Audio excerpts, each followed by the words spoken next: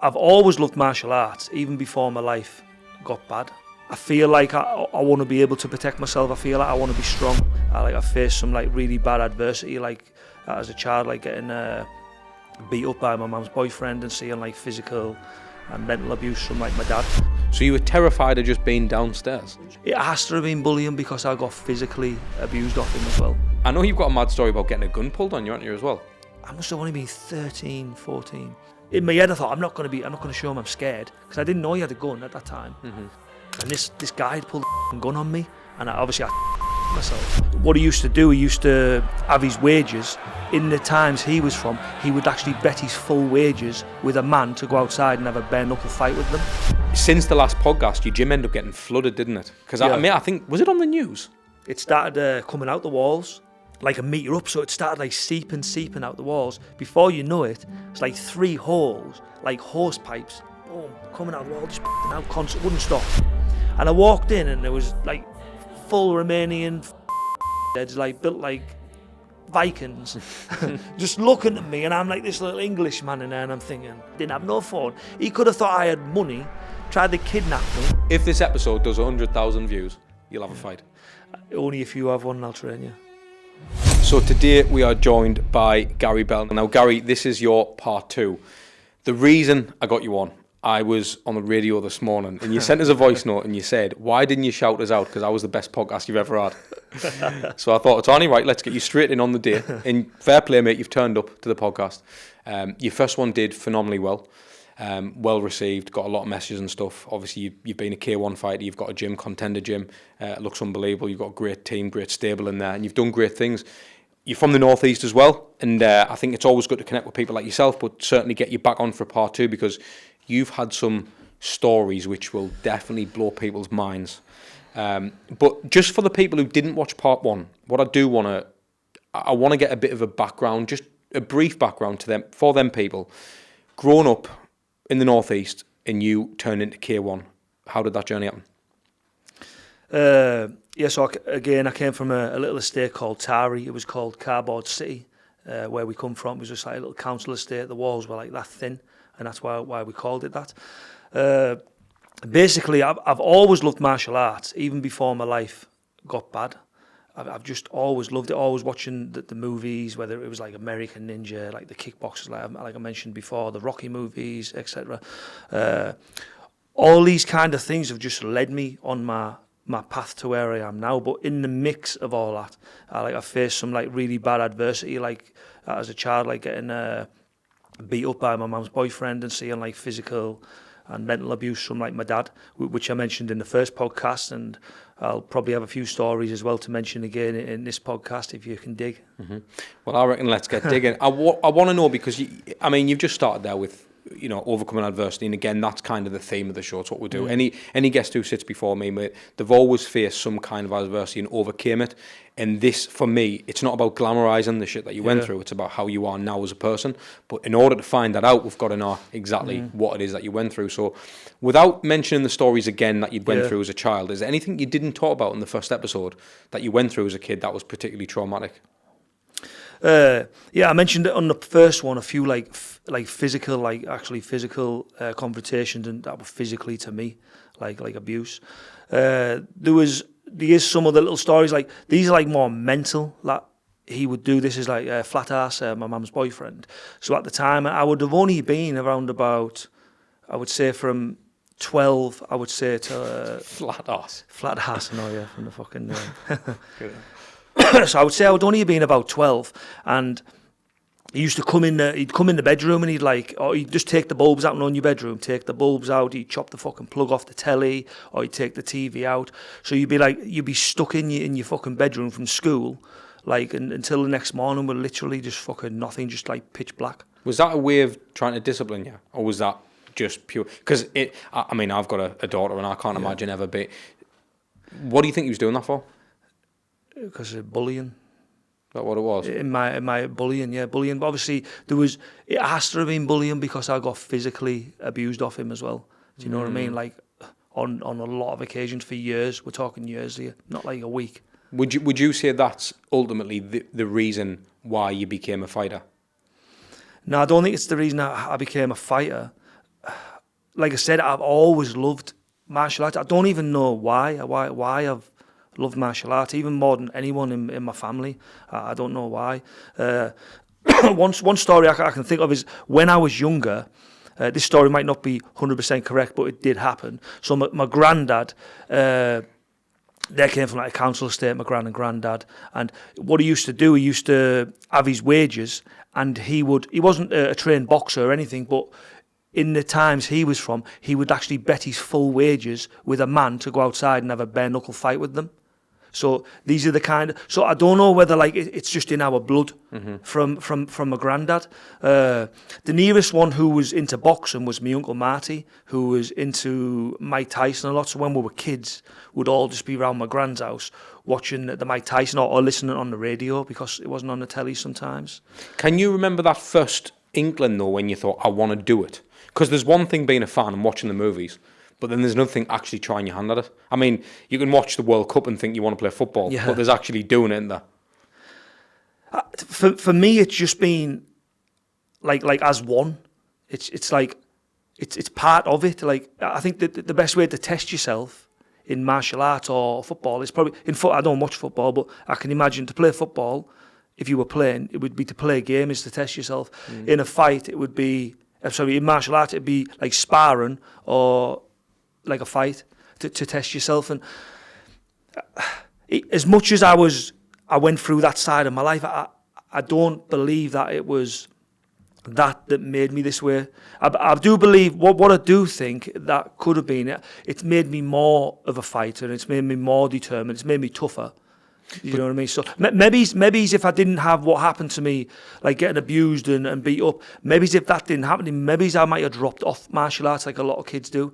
But obviously with what happened to me, like I feel like I want to be able to protect myself. I feel like I want to be strong. Like even now, I'd always want to be better. Do you think that fuel to keep you consistent has obviously got you to where you need to be? But can you draw up on times when you would fight or you would get into bother? Did you used to draw strength from the abuse you had? Do you know what I mean? Like, did it ever? Was it part of your psyche? Like, I'll not be beat because I've had this. Because that again, this is another theme that I've had with other lads who've been on the show. Like when they've took abuse off the parents or a bully or whatever it may be, it was almost to show the bully, not even themselves. Like, I'll not be beat. This is not going to happen again. And that's why I say, was it because of your parents why you end up going down? Well, your dad or your stepdad. I see what you're saying now. Yeah, so sometimes, like, even if I'd competed and stuff, sometimes I would, like, visualise that person, even if I was fighting in the ring, as being flat-ass, but I would be so fucking angry at being like that, and used to never really perform the best being like that, if you get what I mean. So, because it brings a lot of anger, and that anger is very hard to control. So and it's took me years to be able to do that. You know what I mean? So again, like it's definitely made me who I am today, like how I am a fighter in life and stuff like that. But I don't believe it made because I loved martial arts before that. I really did love it before that, and I love watching like fighting before it all became. Do you know what I mean? Even though I seen before, even I used to get beat up by flat ass. Like I would see my dad beat my mum up. I would have the police around the house, we'd be seeing all that, you know what I mean? That would be going on for years as well. Even our life would be normal in between that, so you might have good days, bad days, but eventually those all mix into one, so eventually it just becomes like the norm, do you know what I mean? It just becomes like you're going for a walk, but it's something's happened on that walk, but then it's just the walk just carries on. So he would beat your mum up, would you say, like on a daily basis type of thing? Not so much on a daily basis, but there'd be arguments on a daily basis, there'd be physical, there'd be mental kind of things like that we'd see and hear. Did you ever, like, because I know obviously you're young when this is going on, so you can't really do much about it at the time, can you? No, we couldn't, there's no way we could have done anything, no. There's a scar going on my arm here, I don't know if you can see, but you can see there, I'll show you after. I can see it, Yeah, so this scar on my arm, basically, my mum and dad were fighting one time. I don't know if I mentioned this, but I'll just mention it quickly. They were fighting downstairs, and I remember going. I was downstairs. It was like sort of like Christmas time, so my brothers told me to go down. As I was down, there was a broken frame behind the settee, but they were like, as I snuck down, they were sort of arguing downstairs, but I just snuck down to see Santa had been or something. And as I went behind the settee to hide from them, the glass had stuck in my fucking arm. So I was like, fuck. I was only about 6-7 year old, and it stuck in my arm. So I didn't tell them. They never even knew. So I went back upstairs. I had to pull the fucking glass out. It was bleeding. I started to fucking stick tissue on it for days. But obviously I didn't dare show them that I'd done, because I'd have had to say I was downstairs when you were fighting. So you were terrified of just being downstairs? Yeah, more so because I would have had to say, I was downstairs. Not more like as if it was wrong for me to hear them arguing. That's how I felt at that time. Did they do it in private, or were they not bothered if you were? It wasn't that they'd done it in private, or they didn't do it that we didn't hear. It was just happening.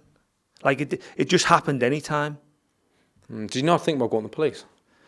I was fucking 6 year old. I didn't really know what the police were. Do you know what I mean? Like, and you have to understand, like, when something's happening constantly over and over again, and things are good, things are bad, things are good, things are bad, everything rolls into one, but it just becomes so normalized, like as if it's not normal, but it's like it's just part of your life.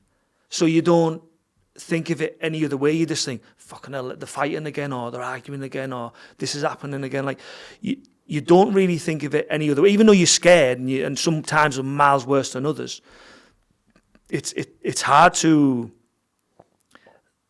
say what it is, but the best way I can describe it just becomes normal, even though you know it's not normal. Because I don't think I've asked anybody else this, to be honest, Garry, but can you remember good times with him as well? You alright, people? Hope you're enjoying the episode so far. Here's a random one for you. Most of you who are actually watching this episode don't actually subscribe to it, so just do us a favour, will you? Can you click the like button, hit the notification bell so you don't miss another episode, hit subscribe, all that good stuff, because we go up and down the country to try and bring you the best show possible. We're not messing around here, so please just show some love, will you? I can remember sometimes with him, yeah. Some good times. Not many, if I'm honest. I always remember this one time. I don't know how I remember this. Probably because it's to do a little bit with fighting. And I remember one time we were watching these movies, and we were, like the boards. So we had this wood, and me and my brothers were like punching this wood through outside, like copying off what sort of the movies were. And I remember my dad came home from work this one night, and we were like, there was this like proper thick piece of wood. At the time now, I don't know how strong this wood was. It could have been like chipboard or something, you know what I mean? And I remember, my dad wasn't known really for a fighter or anything, but we remember holding it, and I remember him punching through it, but he was a man, and I was like, fucking hell, my dad's strong as he's hard as, he's just killed that wood straight away. So like, that's like, memories like that, but like, I don't really remember many memories. I remember one time that we, my Mum and Dad had paid for this, no, never paid, they booked this holiday. Anyway, they couldn't afford it. So the holiday ended up forgetting about it. And it was to Spain. It was on like the buses, and when you go on the buses and that. And then we ended up getting these tickets sent through the post. And it was the fucking holiday tickets. And they were like, fucking hell, should we go? And I remember going on that holiday. It's like one of the only real things I remember doing as a kid, because I never went any school trips or anything when I was a kid, never. Or days out and out like that, but I remember going on that holiday. But I remember like they booked it, but they didn't pay for it, and we ended up going on it. So. You know, after all this, obviously you're a man now, and you've done well in your life, Garry. But have you ever spoke to your mum about all this? I've spoke to my mum. My mum, I don't speak to my mum now. Actually, do you not? No. I mean, my mum don't have a relationship. I don't wish her any like bad or nothing like that. Of course. We've spoke about it. She sort of like. She doesn't want to know, if I'm being honest. Like, that I remember when I'd spoke to her, she doesn't want to know. Like, as if it didn't happen. Is she still with him, like? No, she's not with him, no. Is that why you don't speak? Is it more because, like, you almost feel like she was protecting him over you?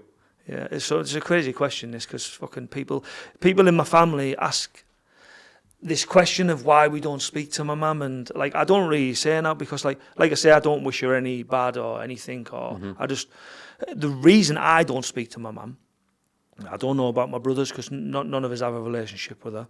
The reason I don't is because I felt like what happened to me as a child, like getting abused, physically abused and stuff, like she wasn't really there as a mum should be for me to protect me and stuff like that. So, and I can forgive that bit, if I'm honest. I can forgive that she couldn't have been there for me. But when I had kids, she would never make the fucking effort to call them or any, like the call, see how they were. It would always be me ringing to see how my kids were. I mean, sorry, for her to speak to the kids, and even though they were really, really young at the time. So that's the reason, the main reason now why I don't have a relationship, because I thought to myself that, like, I don't need that, like, that fucking bad aura, that bad shit to be thinking. Like, I thought, like, if you've got to make amends of what happened, if you really know, if you really want to own up to it, she could have put that time and energy into the kids and give them the love, the blah, blah, blah. Do you know what I mean? Would you have accepted it, though? Would I have accepted it? Well, yeah, no, because I was accepting it. I was accepting that. I was accepting my mum. I did have a relationship with her, but I felt like it was always one-sided. Like, I thought it was always one-sided, if I'm honest. Like, if I'd be truthful, I always felt my mum put, like, men before us. That's like, but me and my brothers, if I'm being totally honest, she always put, like, her boyfriends before us. Like, and we felt it. Because that's why I asked them questions, Garry, because I know they might seem personal, they might say, but that's the idea, because it lets me, the viewers, the listeners, understand the story of why you are you. And a lot of people will say something on a podcast and go, shit, that's you made us think about that there. And someone might listen to what I'm saying now, and to be fair, like, if you haven't been through what I've been through, it sounds very petty, what I'm saying. It sounds really, really fucking petty, and I can get that, what people might. But if you walk in my shoes and you lived my life and you went through what I went through, then you would look at things very differently. How old were you when you cut contact?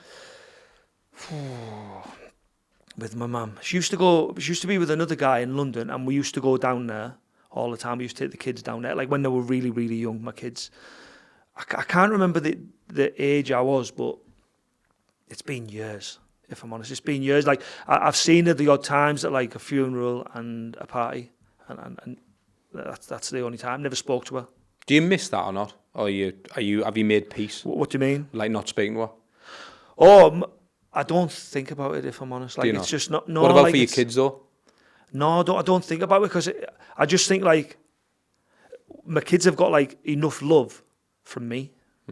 Like, I give them enough, and they've got a good life. So, like, sometimes you can't miss what you don't get. And I know that if it was me and it was my kids, sounds mad that I'm fucking talking about this, but yeah. If it was me and it was my son or my daughter, and they'd, like, sort of, like, cut ties with me, me personally, I'd be doing everything I can to fucking have that relationship with my grandkids, or, you know what I mean? But things are different, and my mum hasn't had an easy life, you know what I mean, as well.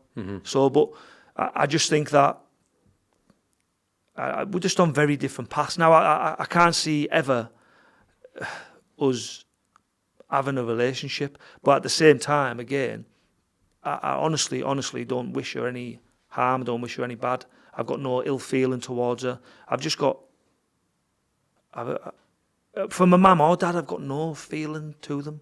Like, that sounds horrible to someone. No, I mean, I've never been through that, but we had Wayne Lineker on recently, and although he's got a bit of a distant relationship with his brother Garry, you can tell that there's still a level of respect and how he admires his brother, and that's why I actually said to him on the podcast, you know, I hope you make amends, because it's sad as out to see that, really. Like, I know we've all got family problems, and, you know, no family's perfect, but it can be sad, but it can be really telling of someone, certainly someone's hunger. Yeah. You see it all, mate, you know that story you just told me there? Yeah. You know how many times I've had that same conversation with people? It's unbelievable. Right. More than not.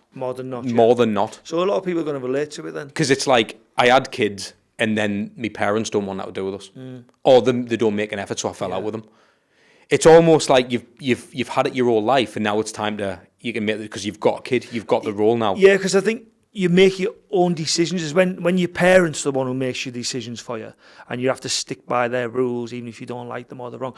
I think when you get to a certain age, you decide, well, nah, I'm not putting up with this in my adult life. It's like that fucking circle, innit? You know, like you see people in certain estates and they fucking end up doing what the mum and dad do or the auntie, and it's that fucking same circle of shite.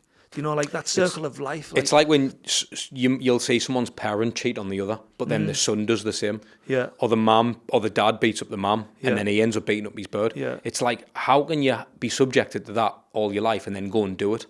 But you either mirror that behaviour, don't you, or you're completely opposite. There's that story, isn't it, about the two twins? Both had alcoholic parents. Yeah. One ended up being a genius. Did we talk about this last time? One was a genius, one was Yeah. a crackhead or something? Yeah. And that's what I mean. It's so funny how people can turn out. Obviously, I want to talk about your gym mate as well. And again, I know we touched on this on the last episode, but, you know, opening up that gym, how you've managed to change things and stuff. Since the last podcast, your gym ended up getting flooded, didn't it? Because I think, was it on the news? It was on the news, I saw the footage of that. I remember we spoke around that time as well. And I thought, how's he going to get back up from this? What actually happened? So, it must have been about 6 months ago now. I was, long story short, I was at a fight show, it was on the Saturday, and I had one of my fighters on. Shahai was fighting for the title, one of my Kurdish fighters, and he'd won this title, so we were on a buzz. We came back home.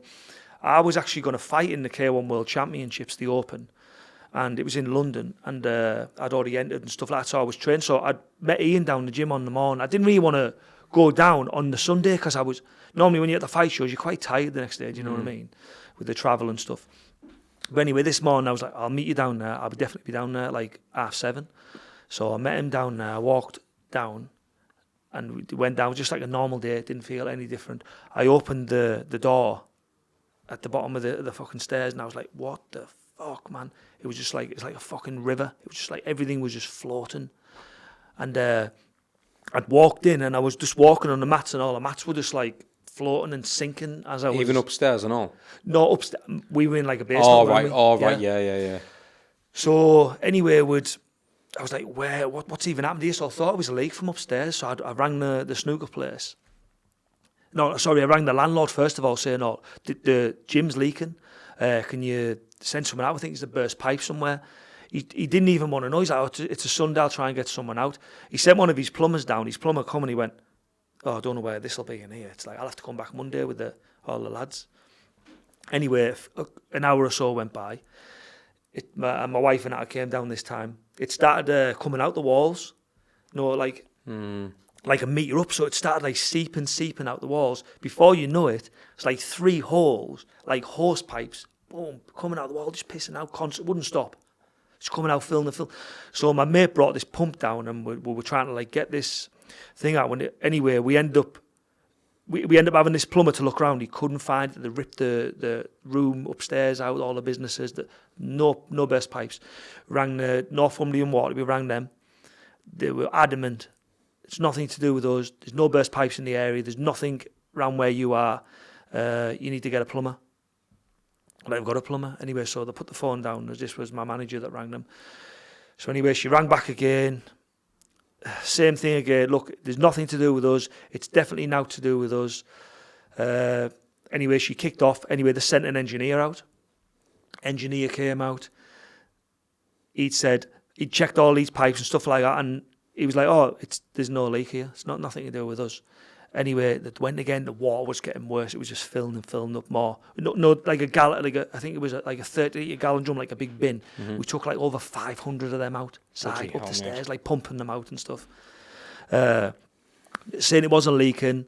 Anyway, so she'd rang back again. She went, look, this is definitely a mains water burst pipe. It's clean water, like coming through. It wasn't like dirty water now, but.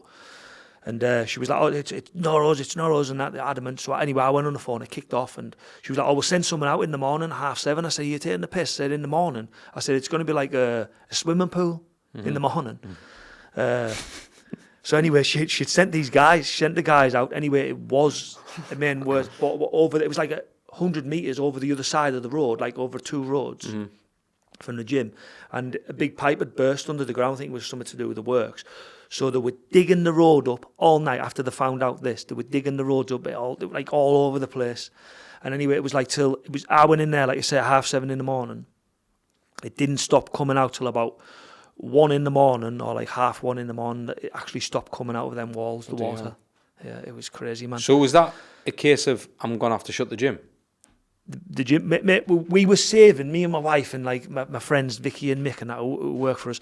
We were like, oh, we can save the carpet. Like, we get the carpet cleaner down. Like, I'm not joking. It was like under fucking water like this. I was like, and we were like, now when we think back, we're like, what were we even trying to do? Like, but obviously I loved it. It's my gym. It's my livelihood. It's my life. Mm-hmm. So one of the worst things was at the time is as I was shoveling water out the gym, put a post out saying, oh, we've got a big massive flood. Boom, cancellation, fucking members cancelling on the thing. So I was like, shit. I was like, people are like thinking this ain't good. What did your numbers go down to? Members and that? Like, I think we only had about 65 members that were left. Yeah, I had nearly like 300 members. Bloody hell. So we like drastically. Did it make you think, I want to do something different now? Like, did it knock you off? Because you know what I mean? Like, although it's just a flood, at the same time, it's like, I'm going to have to start from scratch here. It didn't just happen once. So basically, everything was ruined. All the bags, all the pads, all the gloves, the mats, thousands and thousands of pounds worth of gear, all the officers. We'd eventually got the computer, the things that were up, computers now. We got all the shit out, all the drives were in off the company, they were straight down, We'd put the things in the middle of the floor, and a few weeks ago, it was really dragging on because it took ages to dry. You can imagine how much water was in there. And anyway, I was at the stage where I needed to start, decide what I was going to do. So I rang my friend who owns Joya, Sahil, and I rang him and I said, look, I need stuff fast, gear fast. He makes all stuff. He has factories in Thailand, Pakistan, Mexico. So what he'd done, we'd had this call on the morning. He got all the owners of the factory. Well, he owns all the factories. He got all the bosses of the factories. We were on the phone. We had the graphic design team. Have you seen all my new bags and pads? Yeah. So we had all them on the phone, and we were doing it there and then. All of us. It's a massive team. He's like, look, Gary, he's my friend. I've known him for years. We need to get this sorted for him. So me and Sil were working. Anyway, as I was doing it, the last pad, as I confirmed everything, get designed, all the size, all everything, because it was all made in Thailand for the best stuff. And we had to use a different factory for the bags because they couldn't get them in here in time that I wanted. Anyway, as that, I'd had a text message pop up on my phone saying, Gary, you need to get down the gym now. It was a guy called Steve from Northumberland Water. He said, your gym's flooded again. There's another flood. It's a different mains water pipe. Man. So a second mains fucking water pipe had burst on a different side. Did you sue them? I didn't sue them. No, you can't sue them. So, a loss of earnings. They've ruined your gym. So basically, how did you So this is where it gets fucking crazy. So what I got for fucking what happened, right? I am not joking. Didn't cover what we've done, and also because they were going to put this system inside, this damp-proof system with pumps in the floor. The guy that had done it had done a fucking complete bodge job. Me and the landlord went down one day, built this mad thing, painted these bricks with stuff, not even using proper stuff. This off the fucking company. He poured water, it was all fucking leaking, and the pump wouldn't activate because he'd never put the pump inside the ground. Jesus Christ. So anyway, I made the decision to say, look, basically, I'm not staying in that building. I don't trust it. If that happens again, that will ruin me. Plus, it already cost me thousands and thousands and thousands of pounds to do. So they knocked money off the claim because I had to move. They didn't give me any relocation fees or nothing to move. So you've literally built from scratch. Even where I am now, it took. And they were like, oh well, how long is it going to take? They were they're pushing but not helping. There was none of them helping at all. Never came down. They never helped with any building work. They never helped with any relocation things. Nothing. So for the, I mean, you've got footage, haven't you? We'll put the footage of the flooded gym over there so people can see, because I saw it and it was saying out like that. But financially, how bad were you on your arse?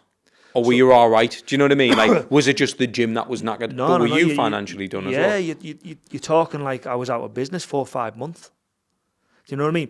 Plus I was doing the place up, and then I was waiting for funds to come in off them, which didn't cover the full what we'd done and stuff like that to the place. Obviously, my gym's mint now, and So what were you doing? Were you borrowing money on that? I was basically I'd my savings gone. We had some people that were paying but didn't cover any sort of like bills or nothing. Do you know what I mean? And obviously, I really appreciate them people who done it, and we did do stuff back for them people who paid us. Do you know what I mean? We done stuff back for them, but I was still paying my staff because I needed to pay them. I weren't making no money myself. I'd lost money, but if I didn't pay them, there was other people, which is dodgy as fuck. There was other like gyms actually contacting my guy saying, "Oh, there's some work here if you want to come." Yeah, it's so dodgy industry, mate. All this, there's a lot of politics involved. One of my guys left fast.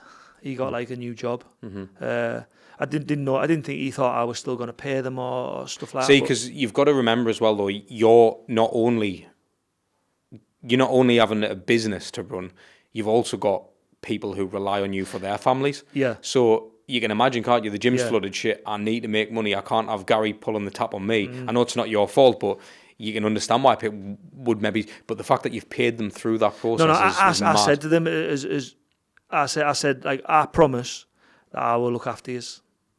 I said, That's good, that's my word. Like I said, even if I go without, I will make it right. So, Jim, go on. No, go on. Yeah, and I'm glad I done it, and because I'm glad I done it, and I don't think I deserve any fucking praise for it or anything, but I'm glad I done it because what I'd built was good, and the team I built was good, and I knew that by me not being loyal, and it would have been so easy for me to say, look, there's no work here now, mate, go, and left them. Yeah. But then I would really have to. I always knew that this was just a car crash. Massive car crash had happened, a write-off, and I knew that I need you guys. But that's why you've got to treat people well, isn't it? Because you clearly built things with them people, so to let them go, you're going to have to go through the process again anyway, so you're going to bite yourself on the arse by not doing that. And so, as much as it's very humble and kind of you to do that, it's also the right move, really, because, I do know gyms that through COVID, when, people were paying the gym without even going to the gym. Yeah.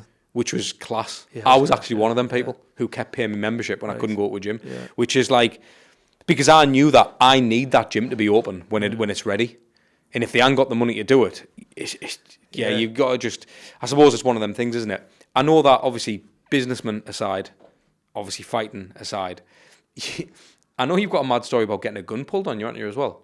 Yeah, this was when I was younger, so we sort of moved to that, like, new estate, like Roseworth, which was a better estate, and I must have only been 13, 14, and I remember walking home one night, and this guy had pulled a fucking gun on me, and I fucking shit myself. What, just out of nowhere?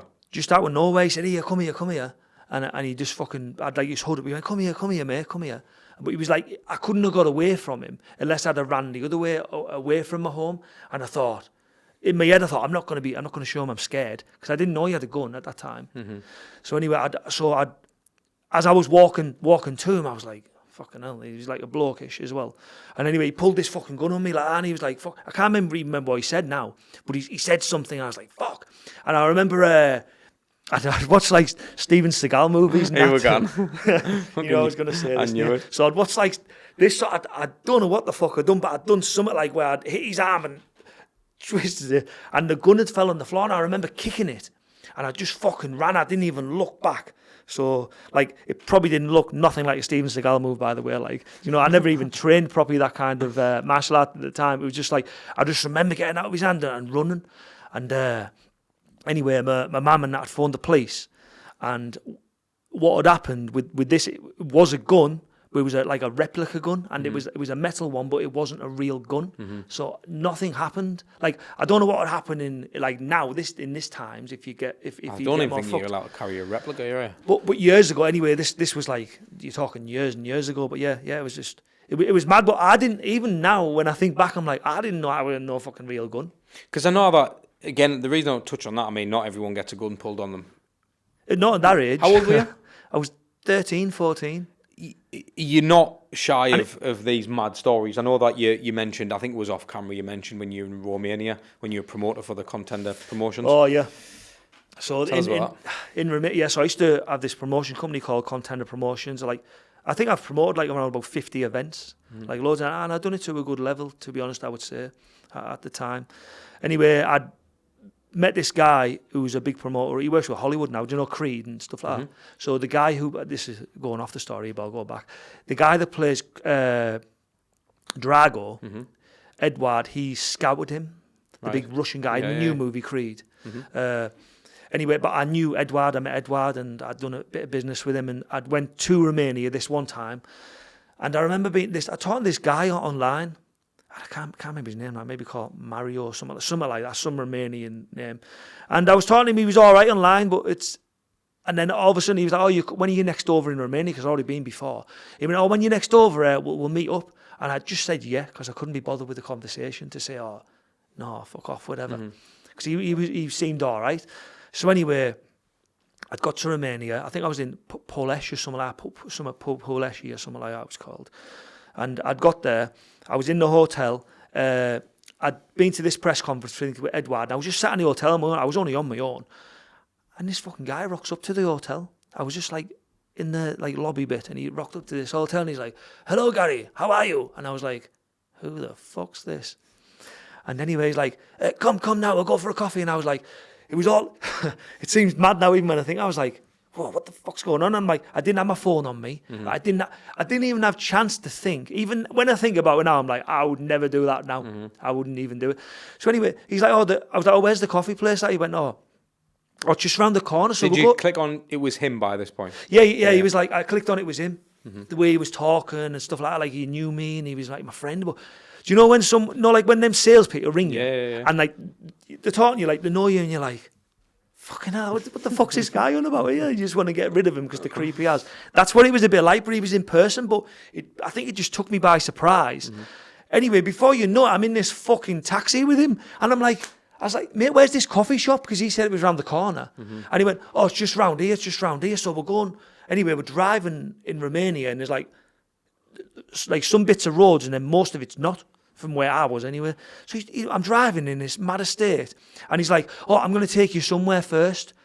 And I'm like, what's going through your head at this point? I'm thinking, where the fuck's he going to take me here? Did you think about just hitting him? Just try and fill him in? Well, I was in the middle of nowhere. I didn't know where I was. So even if I got out of the car, I didn't have a phone or anything. So I tried to play it cool. I tried to not look like I was like intimidated or scared. And I was like, sound, no bother. No, like just talking normal. And I thought, where the fuck's he taking me? And he went, I'm going to take you somewhere first. And he went, I need to show you some fighters. And I was like, this sounds like a fucking setup here. And anyway, he pulls in this, stops in this like housing estate, and it's like houses all over, like made of rubble and stuff, and all the grounds, no road, it's just like all rubble and debris. And he's like, the taxi guy stops and he's like, let's get out now, we're going here. And there was this like building over the road, and I was like, where the fuck is this? And he went, this is the gym. And I walked in, and there was like full Romanian fucking steroid heads, like built like Vikings, just looking at me, and I'm like this little Englishman in there, and I'm thinking, where the fuck, man? He took me to, I swear down, mate, it was about the side. He took me upstairs, and he went, okay, Mr. Garry, he used to call him Mr. Garry, and he must have thought I was sometime big promoter. He went, I need you to look at these fighters for me. And I went, yes, I'm all right. So he took me in the room. The fighters were there, and they had like gloves on. Some of them had like do you know what an MMA glove is? Some of them had like an MMA glove on with a normal boxing glove. Yeah, some like all different sizes, different makes, all rips in them and everything, right? No shin pads, or one might have had one shin pad on or something. So anyway, they started sparring in this room. They were punching each other's head in. They're fucking killing each other. Like as if they're winning some contract off me. And there's fucking blood everywhere. And then he's like to me, what do you think? What do you think? I was like, yeah, sound mate, it's fucking good them, yeah. I'll definitely try and get them on. I was like, get me fucking out of here. So anyway, he eventually took me back, and I was like, fucking mad him. And anyway, I did meet him at the big show. He came up to me on the big show, but obviously nothing happened. And I think in EZ, when I think back now, it was all like, he felt like he knew me from online. I probably just fucking rushed into it. I don't even know how, because I don't class myself as a gullible person now, but that could have went so fucking bad, man. I didn't have no phone. He could have thought I had money, tried to kidnap me. Yeah, at that time, I was fucking faking it, man. What else happened in Romania? Any other mad shit? I took one of my fighters over there before Tomo, and I remember because I'd already been over, and I'd said, "Oh, I'll get you a fight over there," and he was like, "Oh, sound." And I went, "It's mad over there. Some of the roads are mad." So anyway, they were driving, coming back from the airport. We got picked up, and you know, like train tracks where we have the barriers here, right? Not there, mate. Where I was anyway, not there. Just the taxi man just flying, and there's a train coming, and he's like this at the back of the car. Like, is he going to stop? Is he going to stop? And he's just like, the train's coming like this, and he just boom straight over. But they're not proper roads, like some of it. See, that's the thing as well. When you go to these countries, mate, you just never know what. I was in Germany last week in Cologne, and it was probably the worst place I've ever been in my life. Yeah, it was just, mate, the people were just. I'm not disrespecting Germans, but the ones I met, scumbags, a lot of them. Everyone I met was just an arse. To be fair, I liked Romania. Some of Romania, I reckon if you went to Romania in the summer, like a certain place, it'd be nice. It's cheap as well, you know. I swear, I went at the airport, I changed like 50 quid. I took one of my mates one time, Neil, who was doing some of the promotion stuff for me, and I took him over. We were on Eurosport, 'cause I remember being in the ring and stuff. We were doing that Fight Star Hunt or something that we done in UK. But anyway, I changed 50 quid.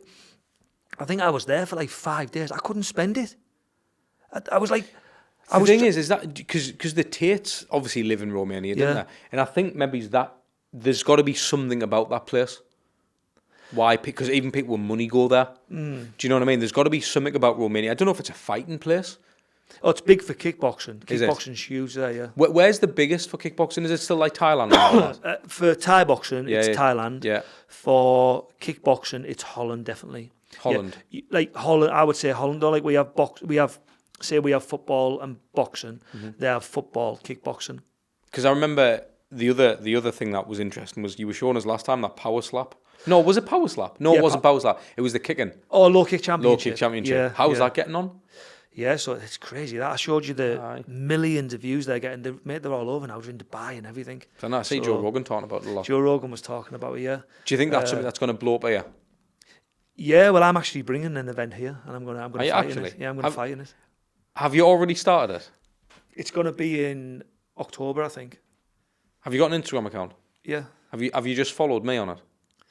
Yesterday. Oh, the low kick one. That he will have followed you on that. Then. Oh, right. Yeah. I was going to say, because I saw something, I thought, yeah, is this the stuff Garry was talking about? Yeah. So what's the event you're doing? So that is working with him. I'm the promoter for the UK. So I'm bringing it here. I'm working with the owner. So when can people start seeing events like that? In October, that's when it's going to start. It's probably going to be, the first event's going to be October. It's a very different event, to be honest, because like obviously like at a fight event, it's a fight where you're throwing kicks, punches and stuff. As this is a bit like crazy, isn't it? Like just standing there letting someone kick your leg. That's absolutely like it's a bit, you know what I mean? But it's a bit mad. It's like, but there is an audience, because you think of like power slap, which I think's crazy. It's like, well, there's something intriguing about watching that. Like when I saw you kicking them trees down the other day. So for the people who don't know, he shows a video of him in Thailand chopping a tree down with his leg. What were you doing that for? So, again, all this goes back to stems to when I'm a kid. Do you remember the movie Kickboxer? Yeah. So Jean-Claude Van Damme kicks a tree down in the movie. So that's and that's originally, and it was in Thailand when he'd done it, because he fights a guy called Tong Po in the movie. Long story short, but anyway, so I was in where was I in Thailand? It wasn't Chiang Mai. I was in Chiang Mai, and that was there's a famous fighter called Bukau. And he has a gym in Chiang Mai and Bangkok. He's one of the most famous fighters in Thailand, if not. And he was kicking a tree down the same. And I remember him kicking it. Chiang Mai is a bit like a lot of farmland there. So I always wanted to do it. Even when I knew I was going to Thailand, I was like, I want to fucking kick a tree down, mate. I want to go and try it. So I'd met this lady in the Grab. It's called Grab over there. Not like we have Uber. Right. So it's called Grab. Yes, I met this Grab lady. And she said she was like a excursionist and stuff like that and done things. And I went, where can I kick a tree? And she was like, what? I was like, where can I go and kick a tree down? And she was like, what is even that question? I went, no, like a banana tree, like them trees. And she went, oh, let me have a look. And I thought she was just like blagging me. Anyway, she sent, it was my son's connected to the grab. So she'd messaged him saying, I've got a guy who wants a farm. He said, yeah, he said your dad can come. So me and Kai were originally going to go, but he wouldn't get up on the morning. I was going on a trip to the elephants, so I had to go like at 7:30, 8 in the morning because it was like a drive there, half an hour drive. So I ended up going on my own, and with that lady, and it was funny. Like, was it as hard as what you thought to do? If you don't know by now, I run a business called The Content PT. I create content for influencers, PTs, online coaches and fitness brands all around the world. So if you are someone who's in need for sexy content for your social media, or you really want to maintain a competitive edge in your industry, drop me a DM on Instagram. To be fair, mate, when you actually grab them, like the fucking solid, like even when you knock on them, it's like a big wooden tree, but you have to think it's binds, loads of binds. Yeah. They are hard, the solid. Like a normal person wouldn't be able to kick it down. It's funny, like, because I've had like on my video, I'd had someone saying that like I'd chopped the thing in the back of it, so I could kick, like I'm gonna carry a fucking saw to Thailand and say to the man, "Oh, let me chop an hole in the back of it so I can kick this tree down." Or someone saying, "Oh, it's made of marshmallow, or it's as soft as marshmallow," and I'm like, mate, you've never even. How hard is it though? Because that's what I said to you when I saw it. I thought I want to give it a go, but I know it's got to hurt your shins. It would. Well, if you've never kicked anything, it's going to hurt you. Yeah, the man had a go on the farm. He kicked it and he went, "I'm not doing that." Yeah, but they do say, don't they? Like, because there's loads of them myths in there in this type of, like, if you kick bamboos and all that, you'll toughen your shins. But I'm sure you said that was all bullshit. Yeah, I don't think kicking any. I think Thai pads you can get away with it. So So why did you say there that? Well, if I've not kicked now, it would be hard. Because it would be, because you won't be used to the feeling on your leg, on your shin. Do you know what I mean? Like the pain. The pain. You're not kicking a football. Yeah, of course. You know what I mean? You're kicking with your bare shin onto a solid. To start with, the tree is solid. Yeah, it does get softer the more you kick it, but if you haven't got a hard kick, it's gonna hurt. You probably won't even want to kick it another time. Did you just do it the once? No, I kicked 3 down. I wanted to kick more. Both legs. I done a right leg and then my left leg, but they'd only let me pick certain ones in the area of where they were. But it was mad as well because like where I was doing it, there was like fucking branches on the floor and stuff and all like twigs and stuff. So I was like, the big banana leaves off the tree, all the massive leaves. I was like trying to put them on the floor because I wanted to do it like in barefoot. I didn't want to wear like a pair of Crocs there. I didn't want to kick in a pair of Crocs, look a twat. So. Yeah, I had them there, but we went on this. Do you know what was mad, right? Because I'd done that, and then we went to this like activity place, like there, like it's this excursion. Anyway, I can't remember what we'd done now, but we went there, and there was all these like tarantulas in the ground, like eggs. This man was showing you, "Oh, look at them," and I was like, I can't believe I was kicking that tree. Yeah, there could have been snakes and all sorts. Yeah, there could have been snakes or anything there, and or like eggs or scorpions. I could have been stood on. So, do you want to fight again? Or not? I'm going to have that fight in low kick championship. Is that what you're going to do? Yeah, it's not really a fight, that though, is it? Well, it's a test of low kicking if you can. Why didn't you have a fight? I'm old now, aren't I? But you must still feel like you want to challenge yourself. Like. Yeah, I would never say never, but like, do you know what it is? It's like, it's not even that I don't have the skills. It's not that. It's like, fight camps kill you when you get older. Like, they kill you anyway. Fight camps kill you. So when you get older, like it's longer now for me. Like I say, I came back from Thailand. One of my lads kicked me in my calf with his heel, and like I've only been back like over a week, and it's still sore now. Are you still training though? Oh yeah, train all the time. Train every day nearly. Yeah, on pads every day. So for the bags. Are you doing? Because I mean, it's just clearly because you love it, then, isn't it? Because there's other ways to train. So if you never plan on fighting, why are you still doing it? Is it to keep your eye in so you know you can still handle yourself? No, it's just part of my life. I just love it. I just love it. Yeah. Do you know like how someone might go for a jog? Mm-hmm. Like, I'd rather go in the bag or kick the pads or sparring or something. I just like to do that. Like me, like I couldn't not live without it. How important? Sounds like a bit of a daft question, but how important is your cardio in kickboxing? Everyone has different opinions on cardio and kickboxing. People go on runs and stuff like that. Like me personally, in my opinion, like I don't think running for a kickboxer is massively important. I don't believe. Like me personally, I think the best way to get better at kickboxing or Thai boxing, right? And people probably might disagree with me on this, but I don't care. I think the best way to get better at it, you can run all you want, and yet it will get you fit, but it's a different kind of energy system you're using to when you're punching and kicking. You're going to get, me personally, I would rather go in the bag, because one, I'm using the same muscles, the correct techniques as what I would in a fight. I breathe the same. When I'm running, even though it's very hard, I think you breathe different and your body movements are different. Do you know what I mean? And your lung movements are different. This is just what I found, and this is my opinion. So, what's your thoughts on boxing, Gary? Just boxing on its own? Yeah, see, boxing, I think, because of the duration of the rounds, I think for boxing it's very different.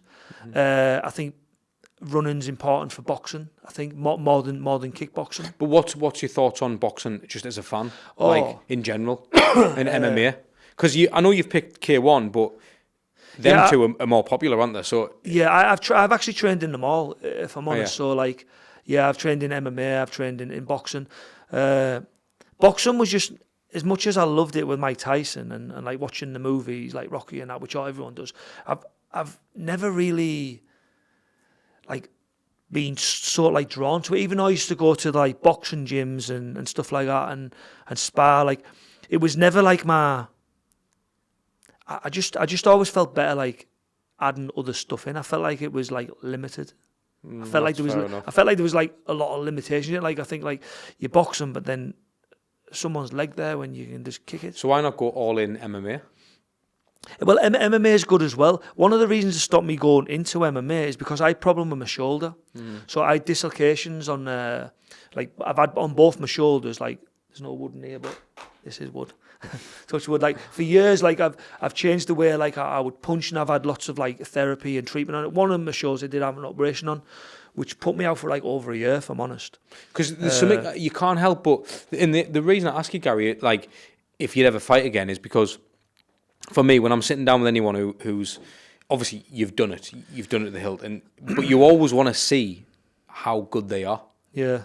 Now, do you know what I mean? Because it's like, because I work with a lot of bodybuilders, and I'll find like people who were amazing when they were young. So you get the stories of I was class when I was younger, and it's like, yeah, but with bodybuilding you can get away with it because it's a little bit like, well, you're not really grown the same at 60-year-old. Yeah. Fighting, if you still got the ability, you still got the skill, you can still put someone on their ass at your age. You know, it's not that you can't. So I just wonder how you could let that test of yourself go. Do you know what I mean? Like why you don't want to test yourself still. I don't even mean to go into it professionally. I just mean in general, just to have a few fights. No, I'm not saying I wouldn't. It has to be. I'm tempting you now, aren't I? No. Do you notice that everything has to be right? Like you have to understand. I've got businesses. I've got my son who will look after for fighting, and I've got my other fighters. So like, if the the timing's not right, and the situations aren't right, and the circumstances aren't right, then, because I've took fights before where I haven't actually put the correct work in, say, to have a fight, even though you might have the skills and ability, and it doesn't go right. Is your son good? My son's good, yeah. Because I know you said it. I asked you last time how good he was, and you said he had a bit of talent there. Yeah, my son's is really he good. better now, or can you kind of tell, like, is he going to do well in it? Do you know what I mean? I know it's a hard. I think personally, my opinion again, I think you can go all the way to the very top, but it doesn't matter how much I want it and how much I give him and do for him. If he doesn't want it more than me or more than anyone else wants it for him, he'll never make it. Same as anyone else. Like if you don't want to push your business more than your mate does or your wife does or whatever, you'll never do it. Like you have to want to do it more than anyone else. Yeah, I get that. It's only you that can achieve that greatness. Like nobody else can push you to it. Like even me, like unless I want to, like if, like you're saying there about fighting, like for me to fight again, like there's only really me that can make that proper decision.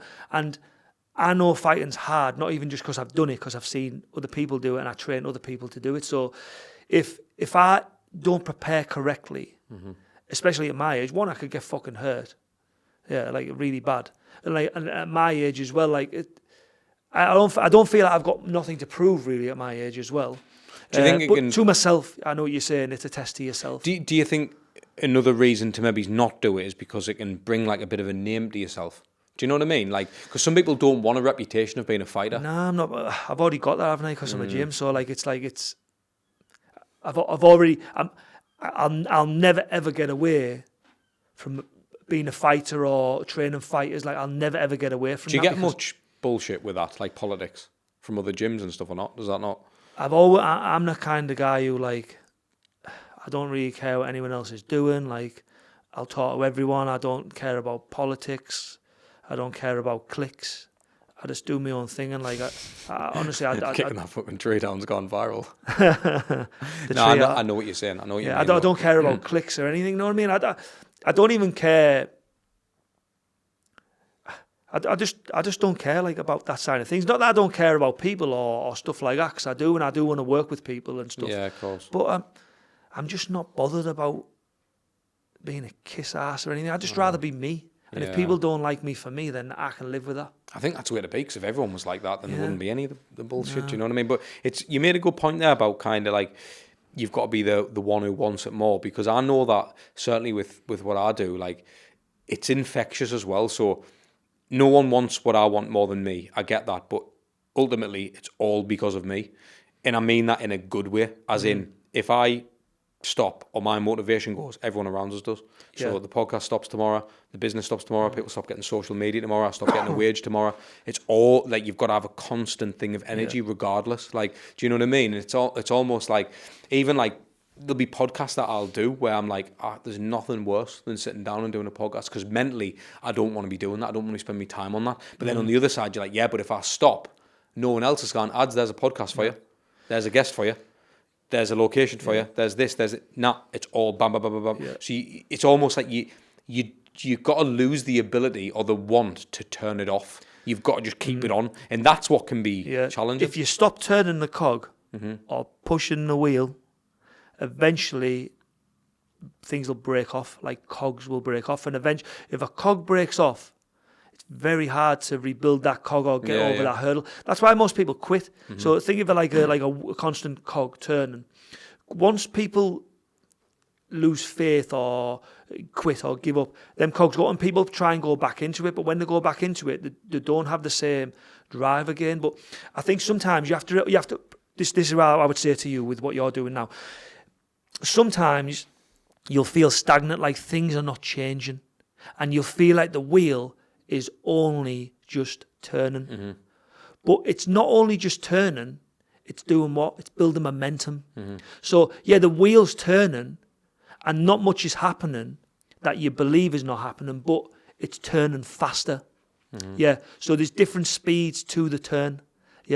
And that's what you need to realise with your business is the more you do, the more you'll get back, like, and the more the cogs will turn, and the faster the cogs will turn. And before you know it, you'll look backwards one day and you'll be like, fucking hell, I can't believe I'm here. I've done it myself. I think that's been one of, certainly from 16 years of doing what I've been doing in different, it's all been within the same industry, but it's been very like, I've had one thing going and that's worked better than others. And then you're just never going to meet someone who wants it as much. No. I never have in my life. I've never once met someone in my life that has wanted it as much as me. No.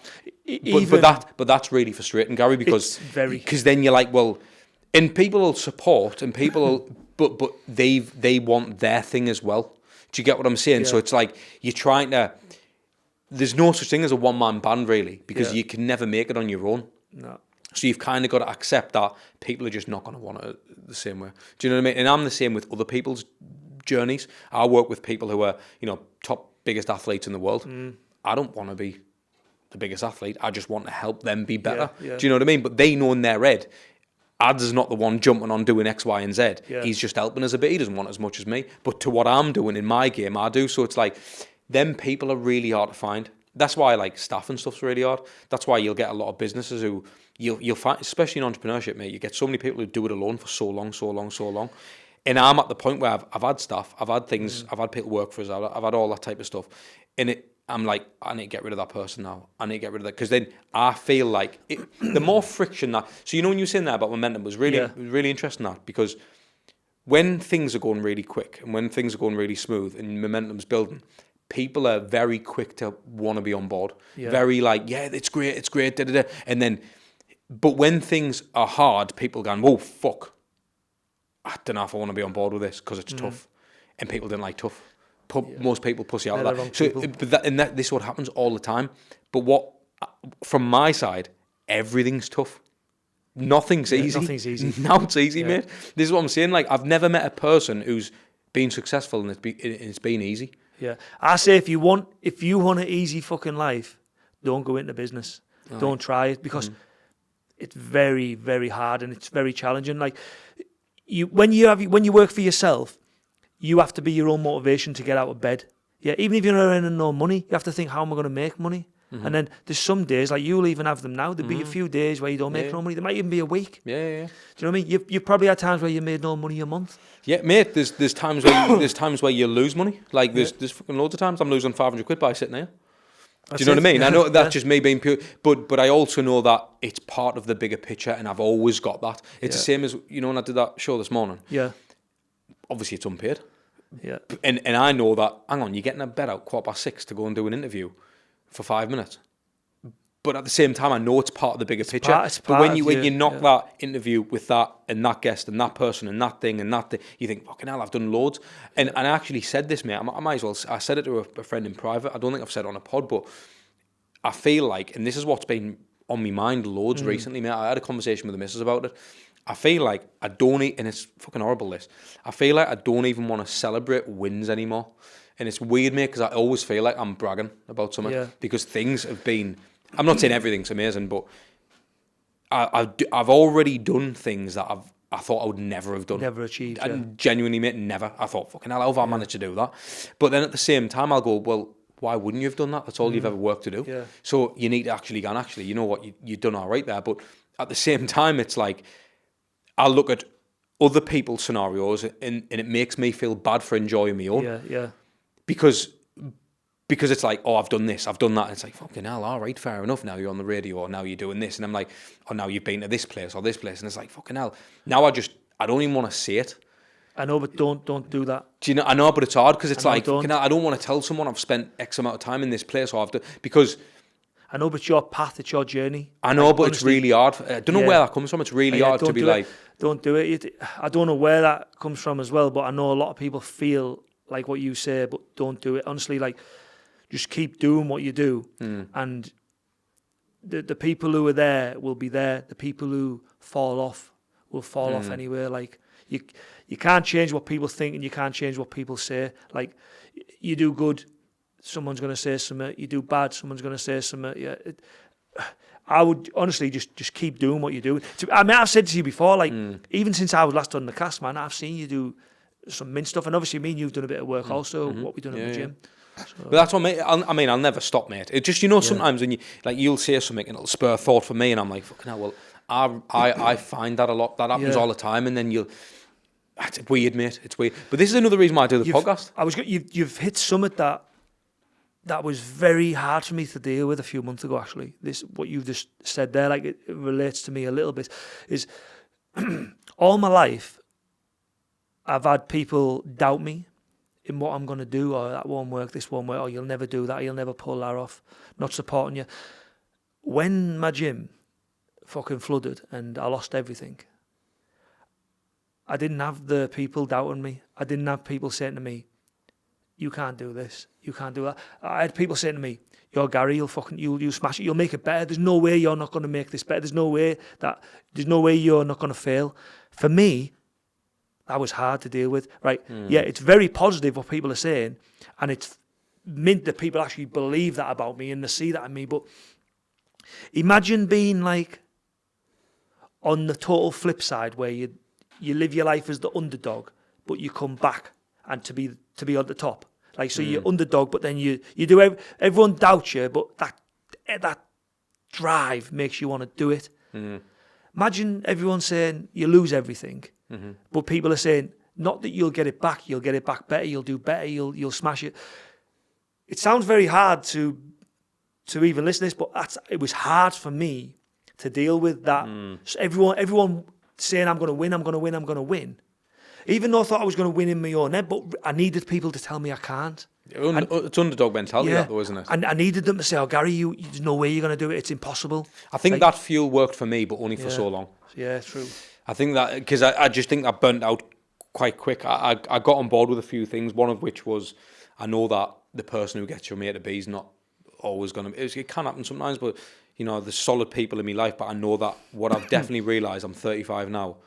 There's a lot of flakes, and I've seen it. So like.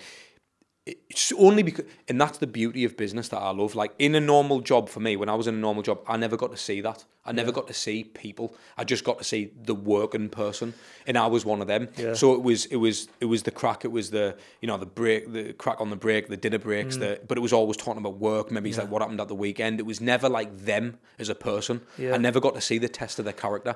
So if something got tough, it was like, well, we're getting paid on Friday. It doesn't matter. Yeah, it's like for me, I'm like, no one's getting paid here. So there's no, if we don't hustle here, no one's getting money. So then you see the true colours of people. Like somebody's getting out, oh fucking hell, I'm gonna have to, because most people are not cut out for it. But that's why most people aren't in them scenario. But you have to almost, like, I thrive in that chaos. It's weird, mate. Yeah. That's what I'm saying. So I feel like because I'm in the chaos, I can't get sympathy when I put myself into it. But then when I win, I also feel like I shouldn't celebrate it because I put myself in a position to start with. So I've always sort of been self-employed, like when you say there. So even I've always had to fight for it. Like I don't think the generation's the same now. Even like my sons, like when I was younger, like at my son's age now, I was walking from my house, which was a good 6 miles, to work, and didn't have no food, really, no money, and out. So I'd like grab a banana or make a sandwich, and I didn't really have any work, and I'd be washing cars on a forecourt in the freezing cold, and I remember one time I needed a bit more money, and I remember saying to the boss, "Look, I need a job doing the valeting. Can I try and do it?" And he went, "You don't have a driving license." And no kids would. I know my son wouldn't say this, even though he's a good kid. I said, "I'll push the cars." I'll push the cars. He went, "Well, you're going to push the cars. You can't just push the cars." I went, "I'll push them." So anyway, I ended up getting the valeting job. I was pushing the cars out of it was in the Ford garage, out of the car parking space, out the window, pushing it to the valet bay, pushing it inside the valet bay, pushing it out, pushing it around to where the showroom is on the front. And eventually I was doing it, but you have to understand, I didn't get took on properly for that. But there was another guy who got took on, but he could drive. I was slow, even though I was good. Mate, you're pushing a car, man. I was a skinny little guy. They used to call me Gary Big Arms at work, like as a fucking joke, know what I mean? Because I used to push the cars around. I don't know why they called you that. No, they're massive then. Fuck off there, man. No, mate, it's mad. But I think, just to wrap it up, Gary, K1, what are the things that someone can learn from doing that in particular discipline? For me personally, martial arts has changed my life, whether you want to call it K1 or Muay Thai, Thai boxing, or whatever you want to say, MMA, boxing. I would advise anyone to get involved in it. It's like the discipline you learn, the self-discipline, the respect, the humility, everything is one. And the true values of being a martial artist, is amazing. If you find a good coach, I guarantee it'll change your life, in so many ways. And it's definitely been a massive impact on my own personal life. It's definitely helped me mentally. It's helped me physically. It makes me feel good. Even now, at the age I am now, I'm 44 now. I still love it. Like you were saying, about training. I still love it now. I still want to be good. I still want to get better. You're trying to make me fight again. I mean, you need to do it. It'd be good to see that, though. It'd be good to see it. I mean, even look at the influence of fighting and that. Not necessarily influence them, but just jump in, have a scrap, have a tear up, see what you're about. Do you know what I mean? Just see if you've got the old, still got the heart in it. I think it's good. I think it's good that. I mean, it's like anything, isn't it? I'm not a fighter, but I'll always try and test myself in scenarios. I'm thinking, I shouldn't be in that race. Yeah. Trying to compete for business with that person, no chance. But you never know. You just might surprise yourself, and it might spur something else. You might inspire someone else. There might be something that comes from it. You just never know. I think if you're always on that mission in some way, something will happen. As you were saying about the momentum, the wheel. Yeah, to be fair, you should be testing yourself anyway. If people aren't testing themselves daily, if you're not trying to be 1% better every day, then what are you even doing, man? What are you even living for? Even if you've got a job and you just want to work, then that's fine, but you need to be the best you can at that job, Do the best you can for that company and, strive to be the best. I think that's the thing, because, I butcher a quote every time I'm on the podcast, and it is, In fact, I don't even know what the quote is, but it's something to do with you should always look back a year and it should be completely different. Oh, yeah. You shouldn't really be in the same spot. No. Whether that's financials, whatever it may be, whatever goals you've got in your mind, if you kind of done that and you shouldn't. Do you know, like even a podcast, mate? If this podcast was, I get there's a consistency, but I also think there's a diminishing returns. Yeah. Like if this podcast was on 10 subscribers still, 136 or 100 and whatever how many episodes deep, I think it's time to go and actually, do you know what? But because you can see the growth, you can see things moving, and then, but you need to be striving towards that because it just doesn't. This is the problem. If you just start a podcast and put out episodes, it doesn't just grow. No, it doesn't just grow. It doesn't just grow. People don't realise that this is a small channel. But I also know that if I put everything into it, we've got to 11,000 subs. If I'm not on 100k next year, I'd be gutted because I put everything into it to make it happen. I'm not doing this for a joke. You know what I mean? After this, you'll be at 100k. Let's say if it gets 1,000 views, mate.